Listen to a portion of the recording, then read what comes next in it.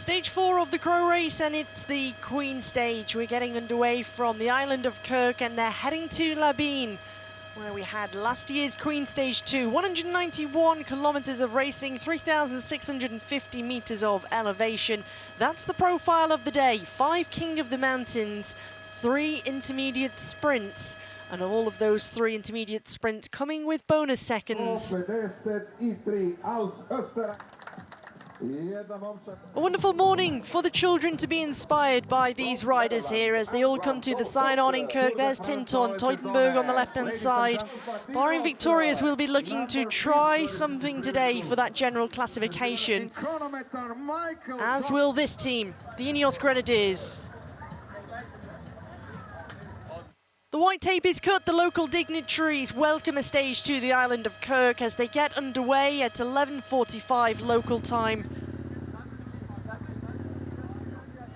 There's our new leader in the general classification, Tobias Lund Andreasen. Luke Rowe is all in good spirits today from the Ineos Grenadiers. There is their provisional leader in the general classification. He also leads that points classification too. It's been borrowed on the shoulders of Elia Viviani as we take a look at today's stage. Getting underway on the island of Kirk, they make their way across the Kirk Bridge over into Rijeka. They'll take on the intermediate sprint at Vyškovo before heading to that all-category climb and finishing in Labine. After 3 kilometers of neutral, it's 11:50 local time and racing is underway. And the first team and the first rider to make a move is Dylan Hopkins of Ljubljana Gusto Santic. Yesterday, this man was very active and attentive. He was in the breakaway and he's looking to try and do the same again today.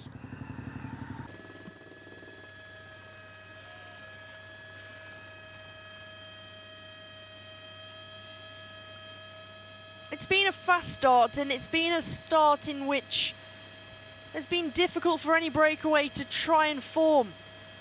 We go through the first intermediate sprint at Malinska. It's Mirko Maestri who takes the 5, Johan Abrahamsen.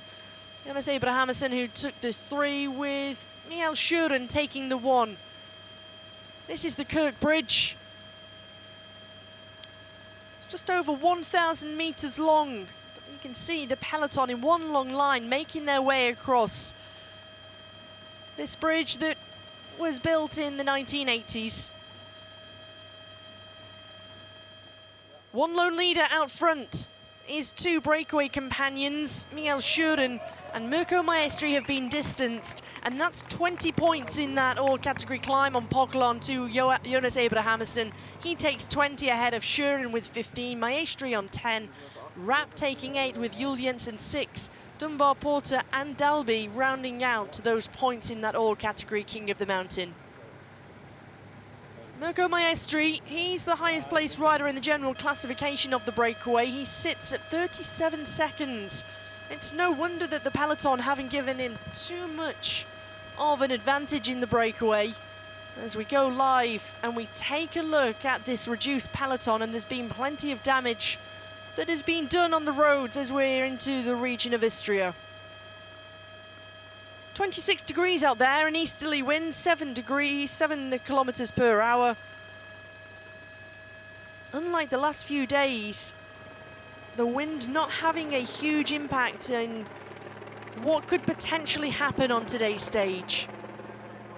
Chris Jules Jensen drives it on the front with Andrea Pietrobon on his wheel. There is Eddie Dunbar. And Jaco Alula have got 2 options today. Do they go with Dunbar? Do they go with Segabu Gourmet? Rudy Porter is there, sitting on the wheel of Eddie Dunbar.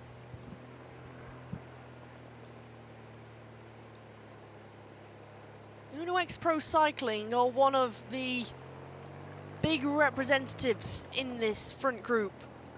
We say it's a front group, really it's the reduced peloton. They've got 6 of their 7 riders within this front group in the front peloton.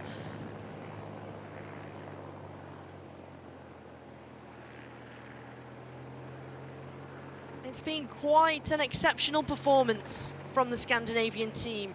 Alexander Kristoff is in the group, as is Jonas Gregor, Fredrik Vesnes, Torsten Trein. This is where we are on the course. So we take a look at the profile. We've got an all-category climb, a first cat, 2 third category climbs, and that second category climb. And we're at the base of that first categorized climb up to Africi. 5 kilometers long with an average gradient of 4.2%.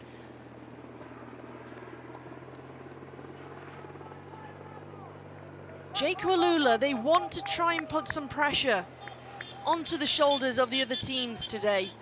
They're in a strong position, and if they can try and drive things early and keep the pressure applied inside this final 70 kilometers, look at the damage that they've done so far. This is a little look at this King of the Mountain up to Africi. Maximum gradients, and it's really the top part of this climb where it's at its most difficult, 18%. You can get yourself into a nice rhythm on the early parts and the early slopes of this climb, as we see Fran Miholjevic of Bahrain Victorious making his way back to the peloton. Just in front of him there is Ethan Hayter, number 11.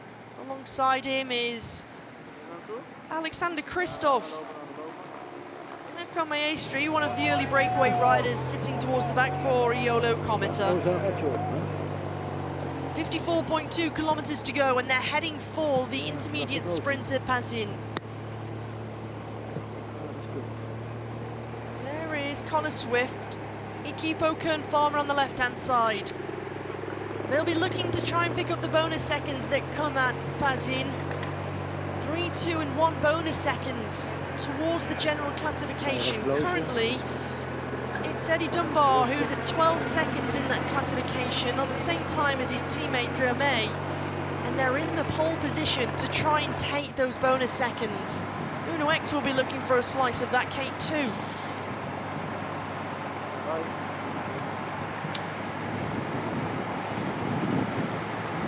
Roger Adria towards the back of this group. Just behind him is Jefferson Cepeda.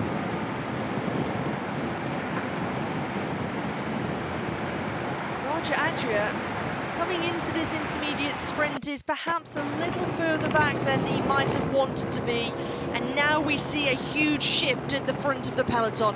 Luke Plapp with a monstrous turn comes through, and he's got Ethan Hayter right in the wheel. Look at this from the Ineos Grenadiers. Lucas Plapp, Connor Bennett, Joshua Tarling, and there is Ethan Hayter.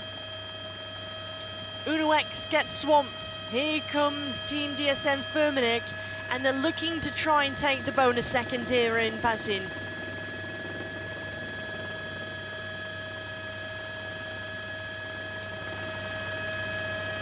This is a full-blown lead-out to try and take the points and to try and take the seconds. Bahrain Victorious are there, Uno X are there, and here comes the team of Equipo Kern Farmer.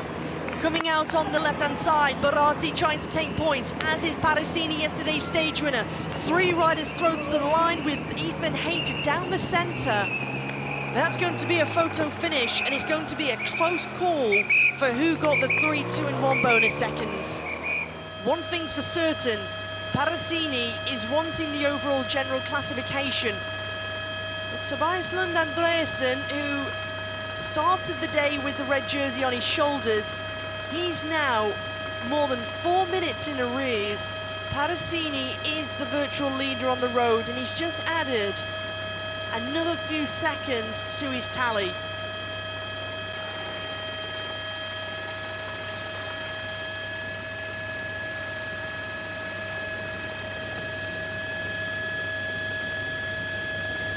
We're on to the third categorized climb to Lindar.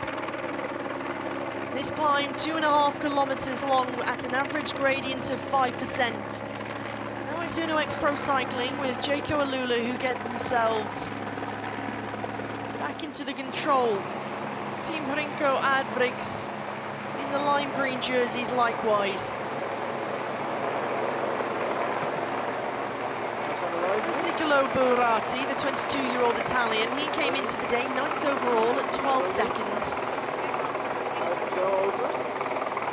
Big discussions here between Connor Swift and Lucas Plapp.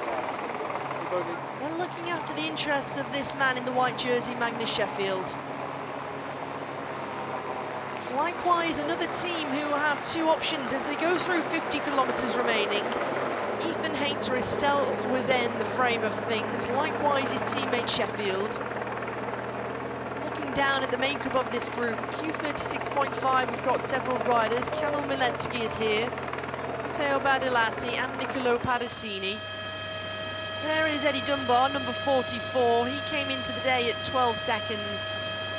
And Jaco Alula, well, they didn't score any points or bonus seconds in that intermediate sprint, and they didn't take any in the first two intermediate sprints either. However, there's a really good launch pad for the Australian World Tour outfit to try something in the final 16 kilometres. We've got that second categorised climb that's 5.5 kilometres long, and it gives the squad of Jaco Alula a really good chance to tear things apart. Jonas Rapp, Jakob Primozic, Eduardo Ravazzi, all within this group in the lime green jerseys, as now with an acceleration of pace, Jonas Rapp, the German rider, goes across the line. He takes the 3 points in that King of the Mountain. He's picked up big points today, the German.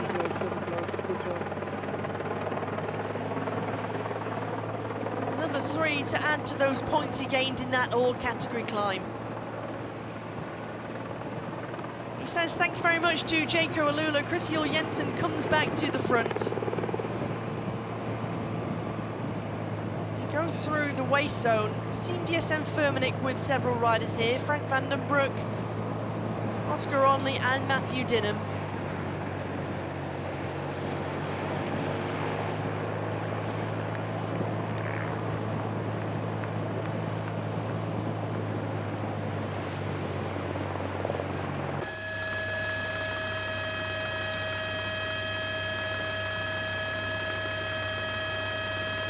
Well, there's time to reassess the situation. Jonas Rapp takes the 3, Abrahamson taking the 2 points, with Chris Jensen picking up the sole remaining point in that King of the Mountain, that third category up to Lindard.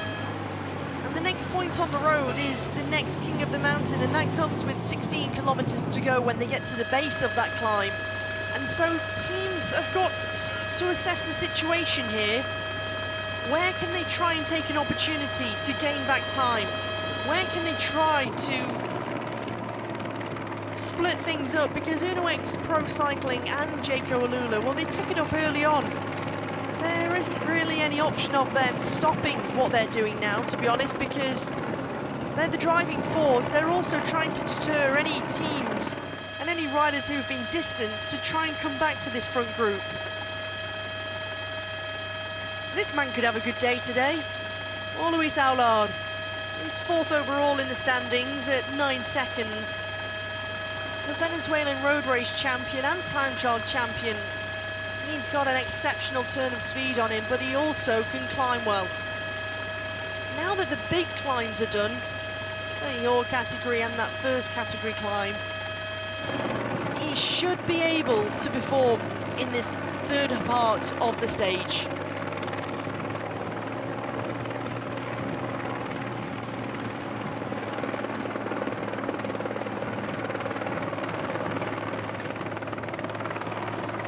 .1 kilometres remain.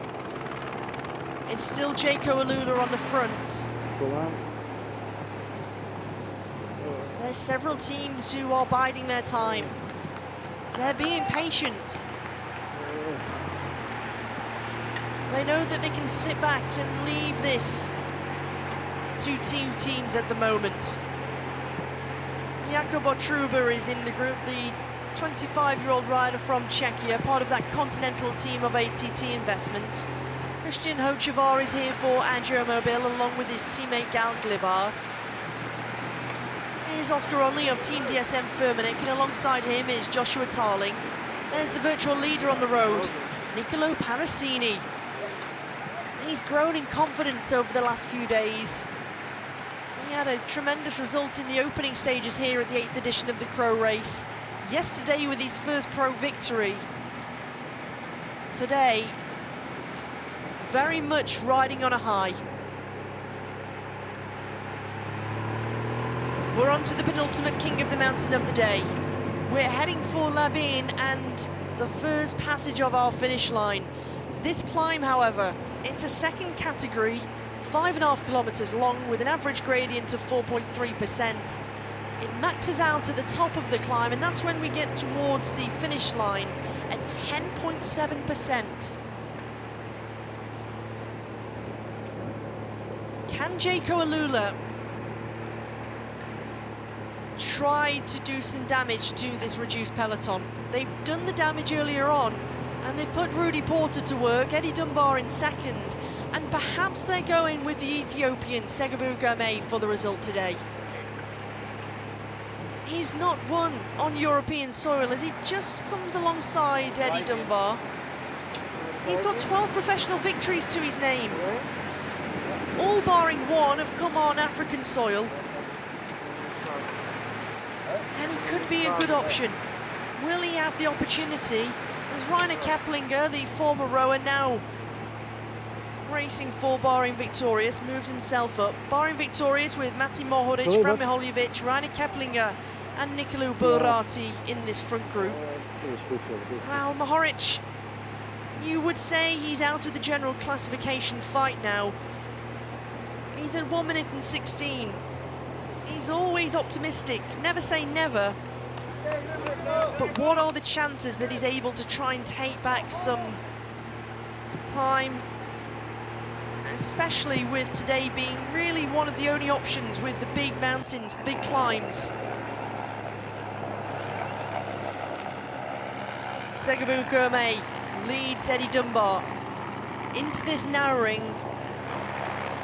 They'll crest the top of this climb with 10.5 kilometers to go.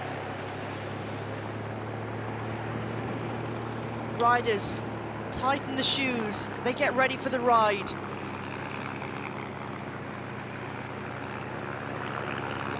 You can see there's a big change in terms of the body language.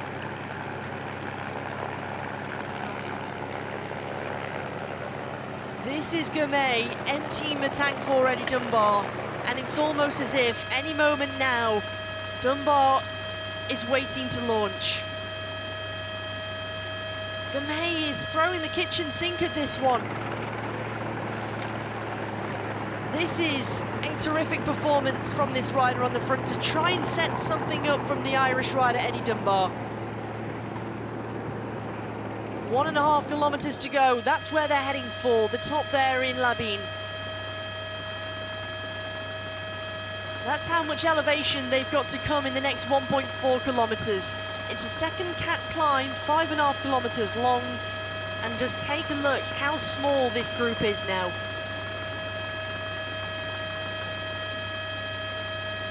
Caja Rural Seguros RGA move up.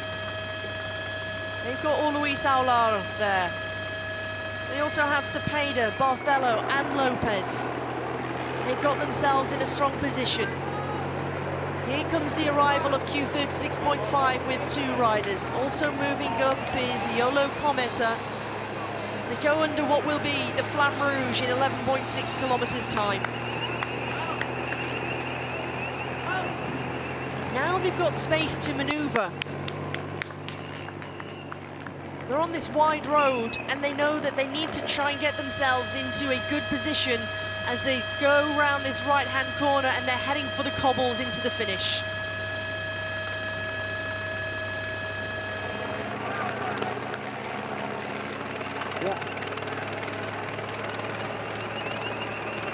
Oscar Onley, the man who shined bright on this stage 1 year ago. He's there for Team DSN Firmenich. He's also got Matthew Dinham in this group. There's Rudy Porter. Well, he's not given up. He had a huge turn earlier on. We thought we'd lost him from this group. We thought that Eddie Dunbar was isolated. But now Porter, the Australian rider, is back for more. They round the right-hand turn and they're immediately onto the cobbles. And this is where a lot of damage can be done.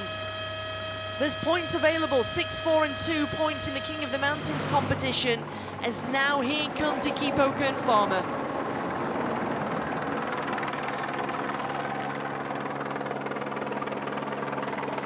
Dunbar finds himself on the front. There is Magnus Sheffield. Only alongside him, there is Luke Plapp. Matthew Dinham sitting in fourth wheel currently. This is very much about trying to split this group.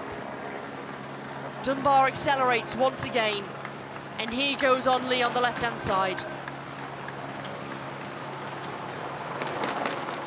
Onley injects some pace onto the cobbles. Sheffield is feeling confident. He's able to follow each and every one of these accelerations here as Luke Plapp comes towards the front to try and install a little bit of calm back into this group. Roger Adria comes through in the dark green jersey. He hears the bell lap. 10.5 kilometers remain after 4.5 hours of racing. We've got around 30 riders remaining in this front peloton. Segabou Gamay is hanging on, as is Alexander Kristoff. Kristoff hauls his way across the line.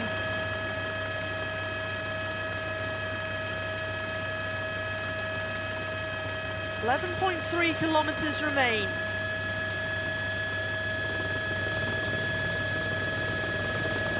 An acceleration up towards the front from Magnus Sheffield. The rider from USA takes a look over his left-hand shoulder. He's looking for the stage victory, he's looking for bonus seconds, and he's looking, by the end of today's stage, to take a hold of the general classification. We click through 10 kilometers to go. It was Roger Adria who took the points ahead of Plapp and Onley in that second categorized climb. Stoppen met trappen, stoppen.